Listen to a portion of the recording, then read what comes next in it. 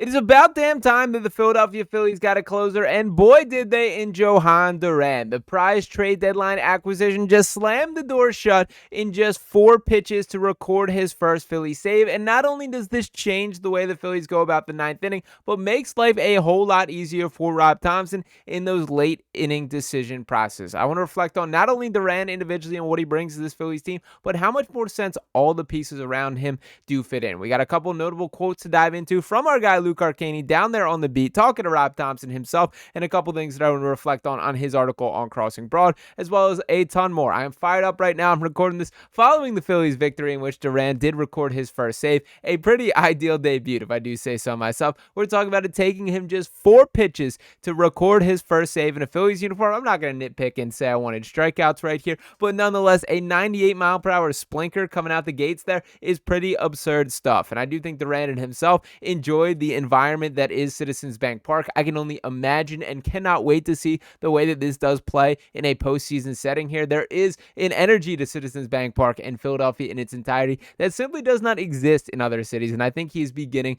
to feel that firsthand. But nonetheless, do want to talk a little bit about what has been said by Rob Thomson directly here, and to this, I will reflect to our guy Luke Arcani. I got a couple of pieces of his article that I do want to highlight on Crossing Broad. Now, to get right into it, Luke writes, the Philadelphia Phillies haven't had a true closer since Jonathan Papelbon. Now they have their guy, and Duran couldn't be any more excited to come to Philadelphia with the hopes of winning a championship. Quote, I feel so excited right now, Duran said ahead of Friday's game. I feel great. It's an honor to be a part of this team. This is my dream come true. I can't explain it. Too many emotions. I feel really, really good to be here. I know I have a chance to win a World Series. I'm going to give it 110%.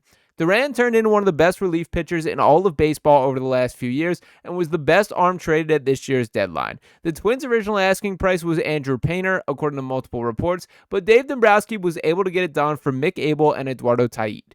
Duran said to reporters that he's already been welcomed to the team. The clubhouse is excited to have a guy with Duran's skill set. They know that if they take a lead in the 9th inning, in most scenarios, the game is probably over. Quote, I felt a little sad in the moment because I had to leave my teammates. I was chilling at home and they had called me and told me I was traded, Durant said, but I was also very excited to come here with the new team.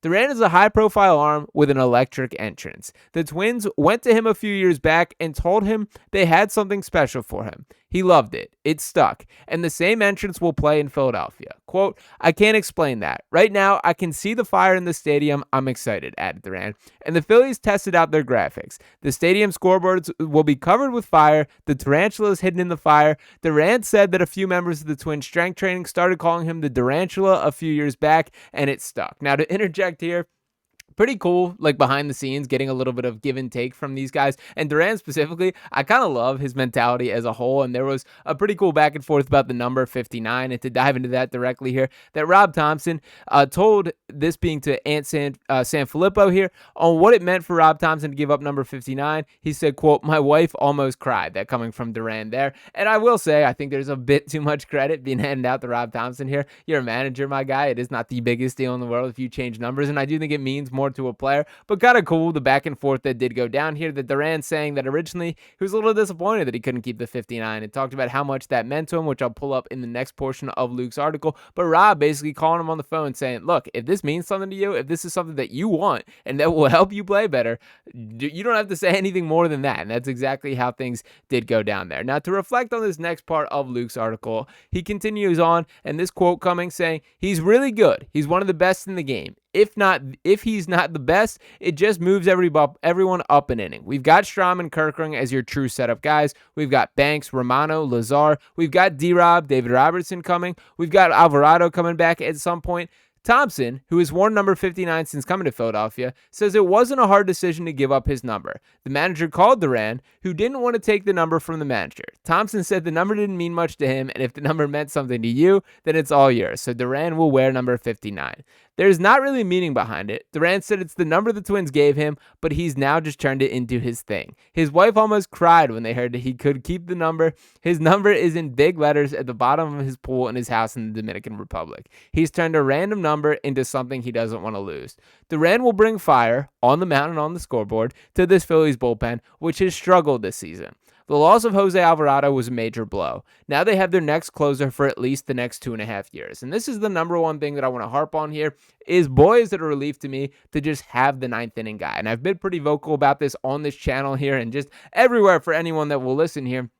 I just disagree with Rob Thomson on the premise of you need a closer. That I do think you can spitball or try and spin zone that there's these high leverage innings here or playing the matchups through the meat of the order. And I understand that there is some credence to having the analytics backing you for what matchups you want. But at the end of the day, baseball games are 9 innings. And that is going to be the case no matter the situation there. And having the guy that you want to pitch that specific inning that will close down the game there is something that matters to me. Now, to defend Rob Thomson a bit, maybe he's saying all that because he simply has not had a closer to this point. We've lived through the Craig Kimbrell experience. We tried Carlos Estevez, who, by the way, was better than people believed he was or remembered him as. That was a guy that, for the most part, delivered during his Phillies tenure. But these were all guys that were here for a season and gone the next, or here for a half season and gone the next. Now Jhoan Duran is ours. He's a Philadelphia Phillies for, at the minimum, the next 2.5 seasons. That not just this year, but is under team control next season and the following year after that. And that is why the Phillies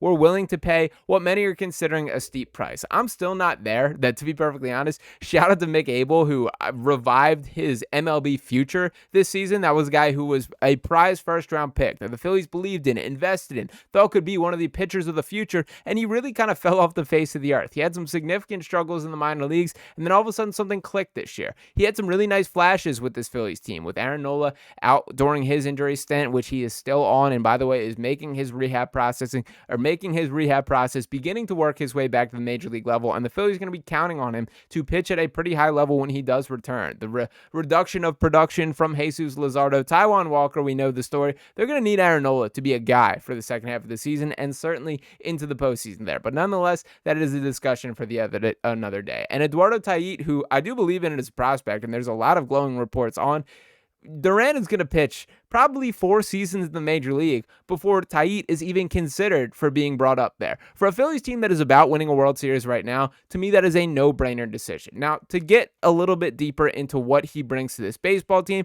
I did want to pull up his Baseball Savant page here. This is absurd stuff. This is not normal stuff that we see from any pitcher, let alone a guy that we've seen on this Phillies roster. We're talking about the fastball velocity in the 100th percentile there, the expected ERA in the 95th percentile, the barrel percentage in the 99th percentile, ground ball percentage in the 99th percentile. That is absurd stuff there. And again, there was a statement made to me when he's throwing a 98 mile per hour splinker right out of the gates there. I was a little disappointed we didn't get to see some of the high heat. I want to see him touching a 102, but those moments will come with more time. I think it's awesome that he was able to get his feet wet so quickly here. I think it's even greater that it was a save situation.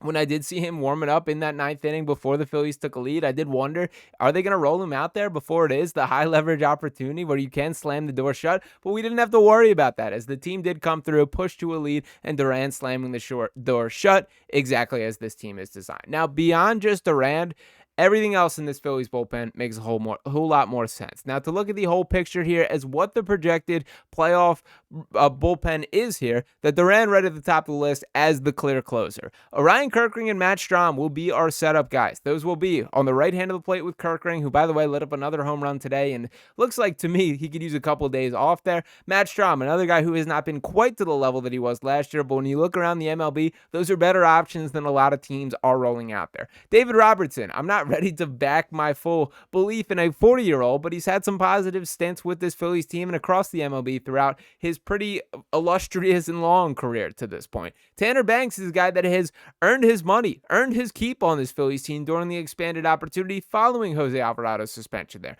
Max Lazar has had some really nice moments. Jordan Romano, don't want to see him pitching in the playoffs, but that is something that we do have to kind of bite the bullet on to an extent, and we will see what his role looks like. Then Jesus Luzardo and Andrew Painter, which are interesting names there. I do think that there will be some movement of shifting starters out to the bullpen come playoff time. I'm very curious what the decision process will be based on Ranger Suarez, as that is a guy that we know is more malleable in how he can pitch in what situation there, that it does not matter the score, the situation, what inning. He's just going to be Ranger Suarez in a way that I very much respect and is pretty rare based on MLB pitching there for guys that are so routine-based or want the same consistent expectations and situations that Ranger will do it all, and I am curious how they manage all this. But nonetheless, I think we should all just take a minute and reflect on. It was not too long ago that we were talking ourselves into, can Jordan Romano be our closer?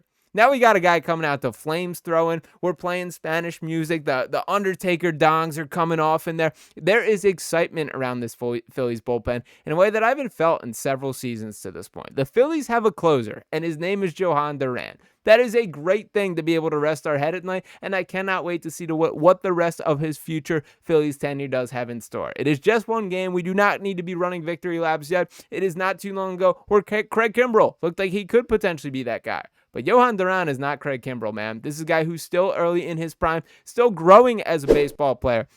A dude who just this season, at 27 years old, has pitched 49 games, a 2.01 ERA, and a 1.176 whip there, and that is before the 4-pitch save that he did produce in his debut in Philadelphia today. So let's rest easy. Let's celebrate. Shout out to Jhoan Duran, and shout out to the rest of the Phillies bullpen, all kind of scaling down a role in a way that I think benefits everyone. You can have your nitpicks. You can have your complaints about Orion Kirkering, about Matt Strahm, about Tanner Banks. I think the reality of the situation is these are all guys that are good bullpen pieces, but have been a bit overexposed in what their expectations are. That is no longer the case with everything falling into place, and Jhoan Duran is the cause of all of that. So let me know if you guys are riding on the same page, and if you're as riding high as I am, because that is how I am feeling right now about the Duran edition. I loved every single second of that save, the shutdown, the entrance, the way he went about it, everything that he said to the media and publicly to this point, and cannot wait to see what the future has in store. Let me know what you guys think in the comments if you were on the same page as me, and if you have not already, make sure you're smashing that subscribe button right here on Phillies Digest. Drop a like on this video here and any comments you have below. I'll be back talking to you next time. Peace.